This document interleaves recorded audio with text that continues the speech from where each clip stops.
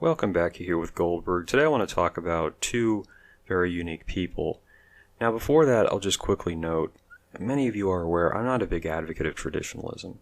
And part of the reason is that if you look at the online tradisphere, tradicals, traditional manosphere, these are not typically people who are in a successful traditional marriage or let alone have a traditional girlfriend.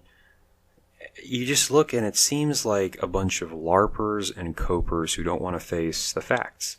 They advocate these extreme systems of a traditional control like Saudi Arabia. They obsess over virginity to a comical degree, probably because it's a reflection of their own state. But they don't want to make the actual concessions when it comes to what it means to live in that society, the religious devotion, the other aspects, the limitations of what kind of media you can consume. They're not willing to go that far. They're essentially guys who have been rejected by women in this current structure and think that instead of facing the facts, okay, I'm struggling with women, they go, no, I'm a traditional guy. My standards are so high that these women just can't measure up and I have to turn them all down. It's a great way to make yourself feel better, but it doesn't reflect the world. And so essentially they want traditionalism so that they can control sexual competition. They want access to the valley of the shadow of life. They want access to sex, to put it simply. So we just have to make that point. Now, you will, of course, come across certain gems in the dust. People who are traditional without having to do all this, gymnastics and bouncing around making proofs or arguments. It's not necessary because they simply live it. And that's who I'll be discussing today. But quickly, we have to mention the former First Lady, Michelle Obama. Now, of course, some of you Tea Party people called her Mooshell, and I don't know what that is, what it relates to, but at any rate, she said in this Becoming a New Lady documentary, she said having kids was a concession, she had to sacrifice some aspirations and dreams. This is a very common theme if you think about it in the Western society. Women view motherhood as a disease, as a hindrance, an impediment. They want to be a corporate lawyer. They want to be a teacher, a doctor, whatever it is. They want to make a difference. Now, of course, if you look at the grand scale of human history, most people are not remembered, right? You might remember a close relative, but if you look back, let's say, to your great-great-great-grandparents, how many of you even know who they were? Unless you have a detailed family genealogy tree, you probably have no clue. Unless you were a monarch, a religious leader, a scientist, the likelihood is no one actually remembers folks from the past, and many of us will not be remembered. Hopefully you will be, hopefully you'll do great things. I'm just saying, you have to be realistic about that. And so you have to choose what actually matters. Well, on the one hand, you got Michelle Obama with her opinion, and then you've got Dr.Leila Denmark. I learned about her when I was a kid because a friend of my mom's, her kids had actually been treated by Dr. Denmark. And Leila Denmark died in 2012 at the age of 114. She was one of the longest practicing physicians in record, over 70 years as a pediatrician. And she had a very simple approach. She said, let's look at what has worked in the past and don't try to over-medicate. Like there was a case where the mom brought in a kid who another doctor had actually prescribed Zantac. This is real stuff, right? And she said, that's ridiculous. Why would you give a kid a pharmaceutical of that sort? She actually got credit for her research into the development of the whooping cough vaccination, which whooping cough was a horrible disease, especially back at that point. And she had started out treating people in the slums, so she knew how devastating these various ailments could be. And there's a very nice interview in the book that I picked up, which is not by her, but it has a lot of direct quotes from her, because her book itself, I don't know if it's still in print. It's like over $100, the few copies that are available. This is Dr. Denmark Said It, and it's written by someone who knew her well, and actually she had 11 kids who were also treated by Dr. Denmark. But this woman is an example of well-accomplished, highly intelligent, had a career, but was not swayed by a lot of the typical mainline progressive, you're seeing this now with the assassination, the character destruction of Phyllis Schlafly that's going on TV. She was able to just really transcend all of that. And so you can't question her credentials. You can't really undermine what she was saying, and yet she still had many of these views. So I'm going to read some passages. It'll take a little bit of time. Hopefully I will not miss. I tried to bookmark them all. Okay, to begin with, she talks about responsibility relating to abortion. I'm not the type to be tied down with a baby in a home, a woman once told me. Well, why did she get married and have one in the first place? I would never kill a baby under any circumstances, i.e. abortion. If I were to put the baby on the counter and hand the mother a knife and say, take its head off, no woman would do it, not one. She wants a law passed so somebody else can kill the baby for her, and then she's not to blame. Is that not a lot of our society? It's people who are trying to pass the buck. A lot of the whole my body, my choice is, I don't want to have to feel bad about this decision. Give it to the government. The government's going to intervene and save the day and essentially make me blameless, right? Another section here. You hear about so many women entering the workforce. They think they've found freedom but don't seem to realize they aren't free at all. Working 8 hours a day or getting fired makes them more like slaves. If they've earned $1 million by the time they're 65 and never know the joy of rearing children, they haven't accomplished anything. I've made this very same point. Like the whole concept of empowerment, it's like, oh yeah, you don't have to be under the yoke of the evil man. But it's like, a lot of men hate their jobs. A lot of men just want to get home and get away from their jobs. No, I gotta have a career. I gotta work in an office. I gotta feel liberated. It's so sad how people lust after something that there's nothing really to it. There's very minimal gain or pleasure from being in most professions, but it's seen as a high calling for women, which I don't understand. She also makes the point that the fact that women are so separated from their kids, if they do have them, kids are in daycare. She said daycare is one of the best places for kids to get sick. So why a lot of these children from a very young age, they end up getting medicated because they're exposed to these diseases that really are not helpful, which if they are at home and they're just being taken care of, less likely they're going to contract them.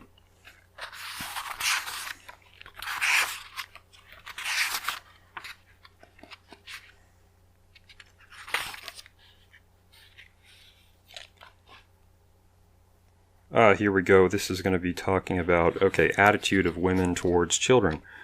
A woman who would rather be doing something else can't be a good mother.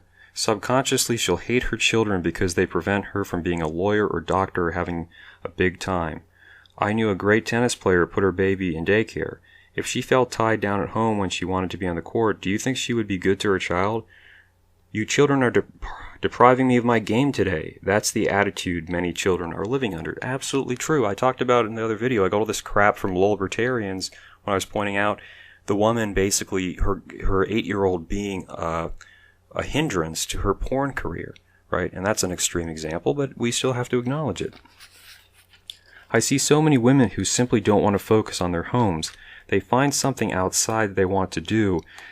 They've got to go do something worthwhile. They are quite willing to teach other people's children or do volunteer work for a children's hospital, but they don't want to have to be tied down with their own children. The mother is out working for some other person, office, school, church, PTA, or engaging in other endeavors. She's giving her time and thoughts trying to make a better world for her child to live in, but is missing the only chance she will ever have to mold her child, who is to live in the world she's trying to make. This is serious stuff. This is a highly educated woman. And then she notes, of course, the feminist called her out and said, yeah, but you had a career. She said, yes, I had a career. My visitation office was a little farmhouse right next to my house, and my daughter was either there with me the whole time. When she was younger, she was playing outside. She was not cooped up in a daycare or just outsourced to the government. That's another thing you see.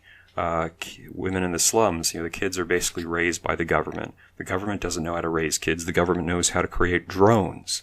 Okay? She notes stuff like grandparents are a big part. Of course, you don't want the grandparents near. Put them in a home. Put them in their vacation area in another state. Don't let them near the kids. Well, of course, the grandparents can teach kids stuff that the parents might not even know, depending on, how long that stretches back. I've found even to this day, I'm about a quarter of a century old, I still find talking to older people, like people who were born in the 30s and 40s, fascinating. The amount of knowledge they have that I never learned growing up.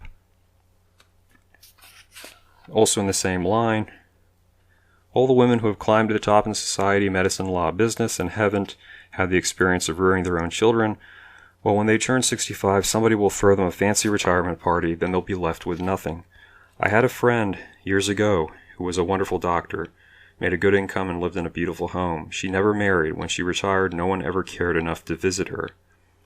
If you had your life to live over again, would you live it in the same way? I asked her shortly before she died. No, I wouldn't, she replied empathetically.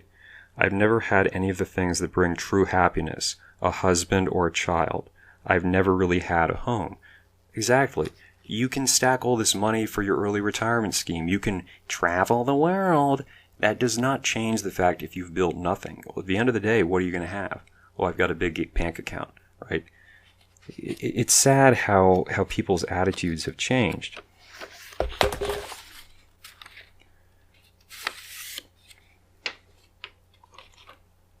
Let's see what we have here. Well, they talk about, for instance, if you want to mold your kids in a certain way, you have to look at your own behavior, right? So like parents who fight all the time, are you surprised if your kids are rambunctious and disobedient? She discusses the concept of a woman submitting to her husband like this. If you want your child to obey you, you need to set a model in terms of how you treat your spouse. If you treat your spouse like garbage, the kids see that and they tend to emulate that behavior, sadly, to some very negative effects. This is about relationships between boys and girls. Boys should be taught that girls should have the love and respect that they would want for their own mothers, sisters, or daughters. And every girl, no matter how bad she is somebody's child. They should be taught that God will punish a man for breaking a law with the lowest type of womanhood as much as he would the highest type. If she has no character, the sin is no less. A girl should be taught that a boy or man will always respect and honor a lady if he is mentally normal or not under the influence of something that causes him to be unable to exercise self-control, such as alcohol. Good women make good men and good world. Bad women make bad men and a bad world. And finally, we'll just bring this one up. We must teach our children how to dress. We must teach our daughters that to be a beautiful thing is a gift from God, but to be vulgar is destruction. A girl should be taught that the body should be dressed as beautifully as possible, but she should not act to accentuate the parts that would tempt a man beyond his self-control. Every man should dress himself in a manner as to make his sons and daughters proud of him. A well-dressed man is always handsome, but to see a father going around with his body naked to the waist is not a beautiful sight. So, yeah, some of this stuff is very traditional, obviously in nature, but it comes from a person, it comes from a time period where this is how things functioned. It wasn't a huge controversy. And if you have a career, that does not mean it has to detract from your ability to really... Women incubate the future generations, right? They are very much the ones who grow and structure our future. She says one of the most difficult, the largest businesses to run is the business of raising a child. She says that for all that when she heard about the suffrage movement and the women's rights, she said women didn't realize it, but they had all the power. Women were shaping the next generation, and yet they thought, no, we have to have the political power. We need the PhDs. And there's a really beautiful section, I'm not going to go into that specifically, but she talks about the relationship with her husband. She says, women were brainwashed to think that everything was taken away from them because they had to be at home changing diapers and cleaning house, and they never stopped to think, well, who was paying for the diapers? Who was paying for the fuel bill? It was the poor man outside pushing the plow who just wanted to get home to provide for his family. So this is a really beautiful book. I highly advise checking it out. Whether or not you have kids, because I think it's just a great insight. And this is not that long ago. We think of Michelle Obama, I think she was born in the 60s. Denmark was born in the very end of the 1890s, if I'm correct. So this is not that much time. We're talking about, 60, maybe 70 years, how much the generations shifted. And so we now have the First Lady of the United States, the former one, basically saying children were kind of an imposition, a burden. They prevented you from achieving your dreams. You have this woman, extremely intelligent, developed a vaccine, practiced as a doctor for many years, saying, no, one of the highest things a woman can do is to raise children, is to have a warm and strong home, and also the role of the father in providing for that. And it's just a beautiful image. So I would just encourage you to say, there are these sources out there. Unfortunately, they're not widespread, but it's good to see someone so well educated, so capable, with such a tremendous track record, who can just express this in such a clear and really unimpeachable way. This is not a Sarah Palin. This is not someone you can quickly try to dismiss. This is someone who had the empowerment, had the intelligence, but didn't forget about what it really means to be a woman.